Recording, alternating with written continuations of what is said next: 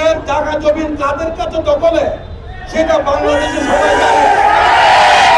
এই পর্যন্ত এই 15 মাসে বাংলাদেশে যত খুন করে হয়েছে, কোন দল করেছে সেটাও মানুষের জানে।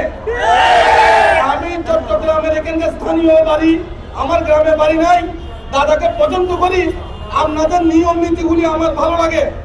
আমি চাই জামাতে ইসলাম যদি প্রতিষ্ঠিত হয় তাহলে আমরা হিন্দুরা সুরক্ষিত।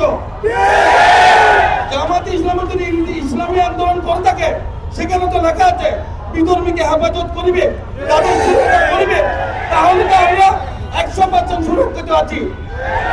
উনি যদি আর জামাতে ইসলামের লোকদের থেকে কোনো কিছু নেওয়ার মতো নাই, দেওয়ার আছে, তাদের চিকিৎসা প্রতিষ্ঠান আছে, তাদের শিক্ষা প্রতিষ্ঠান আছে, ইতিহাস জানলে দেখা যায়।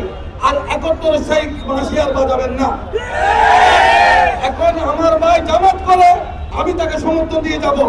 71 সে রাজাকার বলে এখন আর কোনো কাজ হবে না।